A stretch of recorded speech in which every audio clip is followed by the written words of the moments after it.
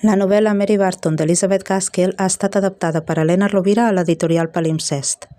Tot seguit oferim una part de la introducció que precedeix aquesta adaptació. En concret, exposarem la vida d'Elizabeth Gaskell, una dona excepcional. Com és tradició en el món anglosaxó, Gaskell és en realitat el cognom del que serà el seu espòs.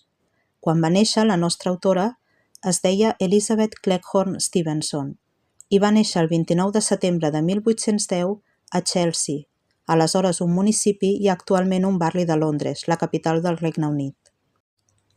Tant la família del pare, els Stevenson, vinculats a la marina, com la família materna, els Holland, que tenien una granja familiar de províncies, eren partidaris de la doctrina unitària.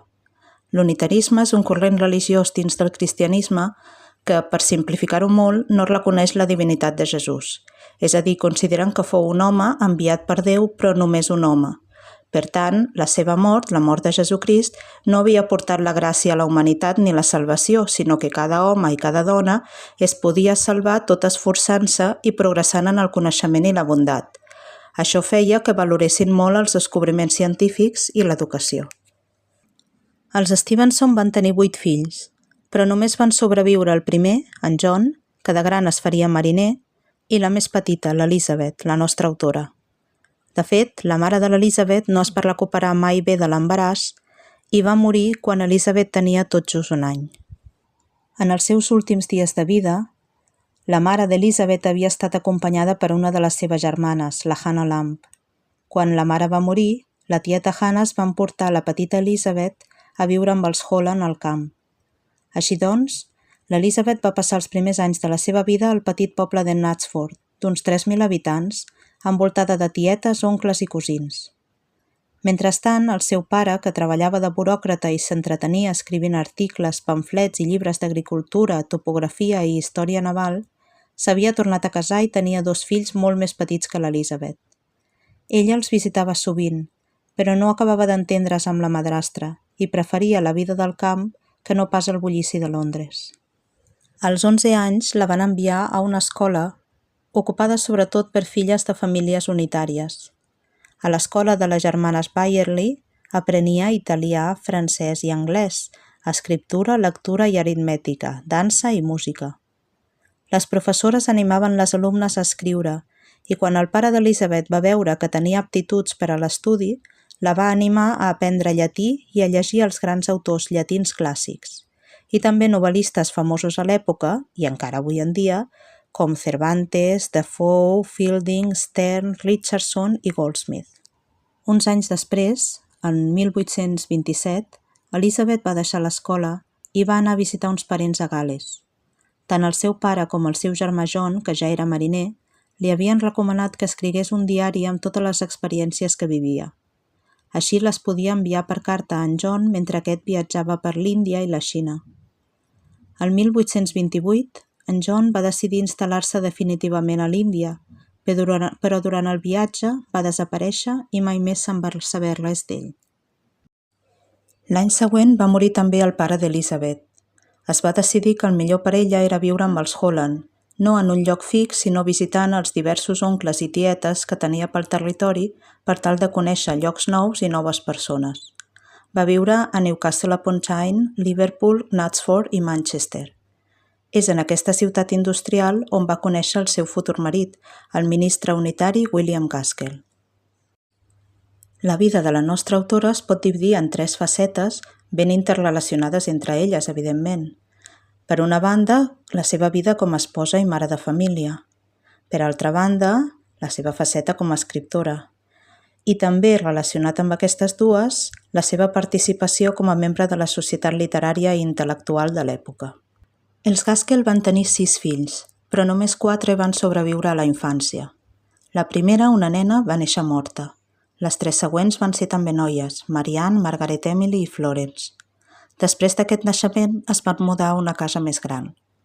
El 5è fill fou el primer noi, en William. Lamentablement va morir quan tot just tenia un any afectat per la febre escarlatina. Aquesta mort seria determinant per a la faceta d'escriptora d'Elizabeth, ja que el seu marit la va animar a escriure una novel·la llarga per a tenir la ment ocupada i no pensar constantment en la desgràcia sobrevinguda. La 6a i última filla es deia Júlia.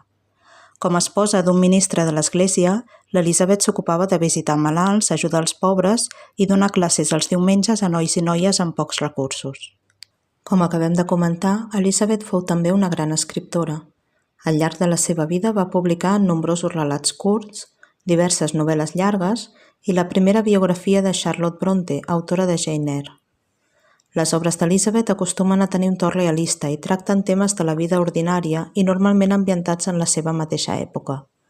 Les seves novel·les més conegudes són Mary Barton, Cranford, Ruth, North and South, Cousin Phyllis, Sylvia's Lovers i Wives and Daughters, que va deixar inacabada i es va publicar pòstumament. Elisabet era una molt bona dona i també molt sociable, i al llarg de la seva vida va travar amistat amb intel·lectuals i escriptors coetanis. Per exemple, era amiga dels germans James i Harriet Martineau. El primer era filòsof i la segona activista social i escriptora. A Elisabet li agradava molt viatjar per Europa i ho feia sempre acompanyada per alguna de les seves filles, ja que William era un home més de quedar-se a casa. Elisabet va conèixer també Florence Nightingale, famosa per la seva reforma de la ciència de la infermeria. Entre els escriptors podríem destacar la seva relació amb Charles Dickens. Quan aquest va llegir Mary Barton es va posar en contacte amb Elisabet per tal que publiqués alguna de les seves històries a Household Words, la revista de Dickens. La diferent manera de treballar d'un i altre va fer que la relació no acabés bé. També coneixia Charlotte Brontë, autora de Jane Eyre. De fet, quan Brontë va morir, el seu pare va demanar a Elisabet que escrivís una biografia sobre la seva filla. El problema fou que Elisabet era molt bona dona i, influenciada per la seva amistat, va tractar alguns aspectes controvertits de la vida de Charlotte Brontë sempre en defensa d'aquesta. Com a resultat d'això, la publicació de la biografia va causar controvèrsia i algunes persones que hi apareixien es van enfadar i fins i tot van denunciar Elisabet. Davant d'això, es va decidir que ella se n'anés de viatge i mentrestant el seu marit i el seu editor es farien càrrec d'afrontar aquest problema. A principis dels anys 60, Elisabet va comprar una casa a Hollybourne, Hampshire, Anglaterra. Es tractava d'una sorpresa, d'un regal de jubilació per al seu espòs per agrair-li tot el suport que li havia donat al llarg dels anys de matrimoni. La idea era tenir la casa llogada durant uns quants anys per tal d'anar recuperant a poc la inversió inicial. El 12 de novembre de 1865 es van reunir allà amb alguns dels seus familiars, alguna de les seves filles i els seus gendres, per tal d'ensenyar-los la casa. Mentre estaven prenent el te, Elisabet va morir d'un atac de cor sobtat.